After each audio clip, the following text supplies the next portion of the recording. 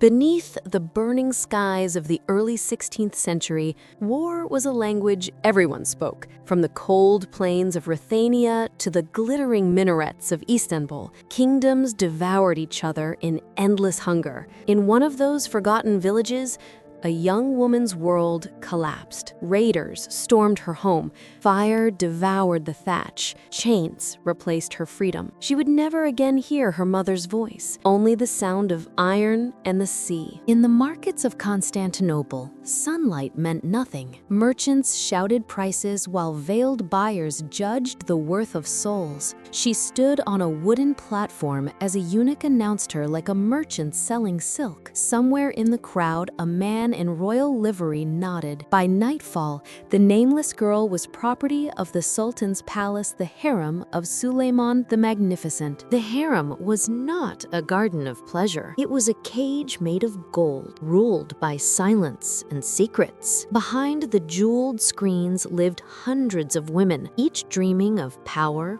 or freedom. Eunuchs guarded them, servants watched them, and every whispered word could end a life. The new slave learned quickly. She listened. She smiled when others schemed. She waited. In this world, beauty could kill, but intelligence could rule. One evening, music drifted through the marble halls.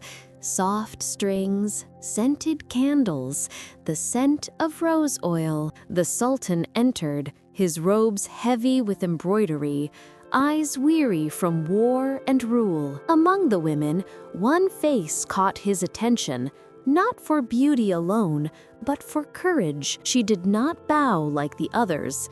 She met his gaze and smiled. From that moment, history would never forget the woman the world would call Hürrem Sultan, the slave who became queen. Beneath the marble terraces of Topkapi Palace, the air shimmered with jasmine and conspiracy. The women of the harem moved like chess pieces, each trained to please, each desperate to win the Sultan's favor. But one woman, the red-haired slave, now called Hürrem, played a different game. She read, she learned, and when she spoke to the Sultan, she spoke not of beauty, but of empire. Suleiman listened. For the first time, a woman's voice echoed in the council of a man who ruled millions. That whisper in the garden would change the fate of nations. But power, like fire, consumes as it grows. The harem was ruled not only by desire, but by fear. And the Sultan's mother, Valide Hafsa Sultan, watched with suspicion. To her, Hürrem was a danger, a foreign girl who broke tradition. Around her, the other concubines whispered like venomous serpents. Mahidevran, the mother of the Sultan's firstborn son, vowed to destroy her rival. Behind golden doors, jealousy became strategy. One slap, one insult, one rumor, and the entire palace trembled. The rivalry soon drew blood. After a violent quarrel, Hürrem appeared before Suleiman bruised but unbowed. The Sultan's wrath was swift. Mahidevran was exiled, her son stripped of favor. For the first time in Ottoman history, the Sultan freed a concubine and made her his legal wife. Hürrem, once sold in chains, was now the Haseki Sultan, the legal consort of the ruler of the world's mightiest empire. Love had conquered the harem,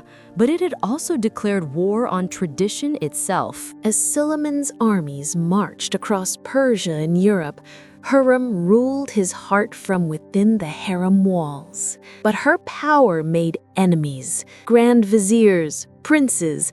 Even the janissaries whispered her name with contempt. They said the Sultan was bewitched, yet Hürrem was no witch. She was a strategist. From letters written in her own hand, she guided campaigns, negotiated alliances, and crushed rivals who threatened her children's future. In the empire of men, she built a throne made of silence and ink. But even queens cannot escape fate. The harem had become a battlefield. Suleiman's sons, each from different mothers, were now men and rivals. Hürrem's children and Mahidevran's son, Mustafa, stood at the edge of destiny. Rumors spread that Mustafa plotted to overthrow his father, that Hürrem whispered poison into the Sultan's ear. One night, in the Sultan's tent on the battlefield, a single command was given. When dawn broke, Prince Mustafa was dead, strangled by the Sultan's guards. The empire wept, and in the silence that followed,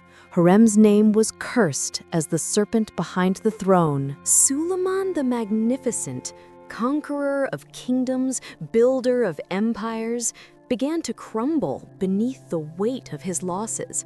The death of his son haunted him. The laughter of the harem was gone, and the one woman who could calm his soul was fading before his eyes. When Hürrem fell ill, physicians and holy men from across the empire came to the palace. The Sultan prayed beside her bed, whispering verses of mercy. For a moment, the man who ruled the world looked small, a husband begging fate to spare the only woman he ever truly loved. On a spring morning in 1558, the palace bells tolled not for victory, but for death. Hürrem Sultan, the once enslaved woman who had ruled an empire's heart, had breathed her last.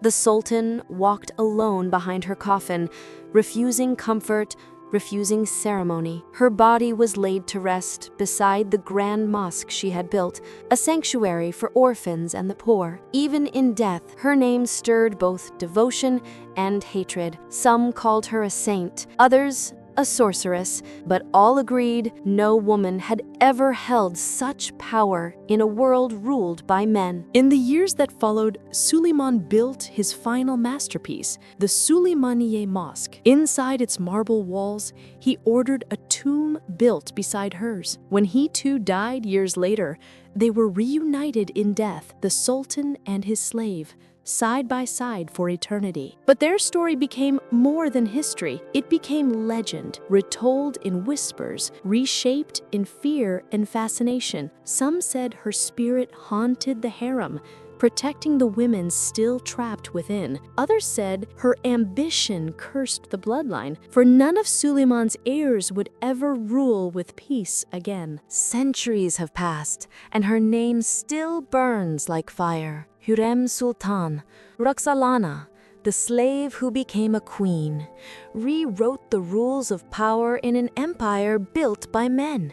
Her story reminds us that love can be both a weapon and a crown, that history remembers not just those who conquered with swords, but those who conquered with the heart. And perhaps, somewhere in the wind that moves through Istanbul's ancient courtyards, her whisper still lingers, the voice of a woman who dared to love a king and to rule a world that never meant to be hers.